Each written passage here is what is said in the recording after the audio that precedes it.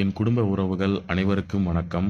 இன்று காலை நமது நிறுவனத்தின் டைரக்டர்களுடைய பெயில் பற்றிய அப்டேட் வீடியோ வெளியிட்டிருந்தோம். மேலும் உறுதியான தகவல் கிடைத்தவுடன் இன்று மாலை வீடியோவாக வெளியிடுகிறோம் எனவும் சொல்லியிருந்தோம்.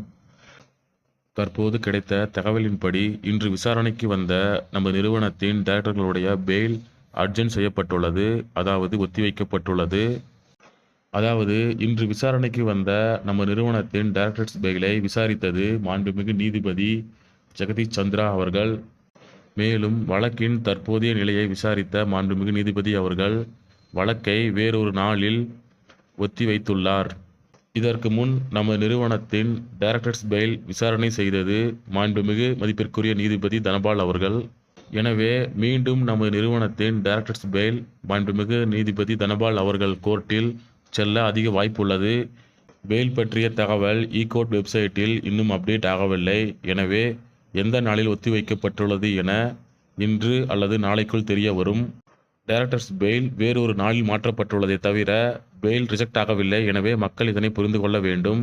ஏனென்றால் வேறு சிலர் இந்த தகவலை வேறு மாதிரியாக தவறான முறையில் மக்களிடையே கொண்டு செல்கிறார்கள். அதாவது நமது நிறுவனத்தின் அனைத்து டைரக்டர்களுக்கும் பெயில் கிடைக்க காலதாமதம் ஆகும் எனவும், இதனால் மக்கள் இன்னும் அதிக காலம் காத்திருக்க வேண்டும் எனவும் ஒரு சிலர் சில்லியான அப்டேட்களை கொடுத்து வருகிறார்கள். இதற்கு நேற்று போலியோ வந்தவர்கள் கூட ஜால்ரா அடிக்கிறார்கள். இன்று விசாரணைக்கு வந்த டைரக்டர்ஸ் பெயில் வேறொரு நாளில் மாற்றப்பட்டுள்ளது. மேலும் மீதமுள்ள டைரக்டர்ஸ் பெயில் அடுத்தடுத்த நாளில் விசாரணைக்கு வர உள்ளன. கூடிய விரைவில் அனைவருக்கும் பெயில் கிடைக்கப் போகிறது. எனவே மக்கள் யாரும் தேவையற்ற வதந்திகளை நம்ப வேண்டாம். வரும் நாட்களில் அடுத்தடுத்து பல நல்ல செய்திகள் வரவுள்ளன. அவற்றை நமது சேனலில் வீடியோவாக வெளியிடுவோம். காத்திருங்கள், நல்லது நடக்கும். அதுவும் கூடிய விரைவில் நடக்கும். கடவுள் ஆசையுடன் மக்கள் சக்தி கொண்டு நமது நிறுவனம் மீண்டும் செயல்பட போகிறது. நல்ல ஒரு லட்சியம் வெல்வது நிச்சயம். நன்றி, வணக்கம்.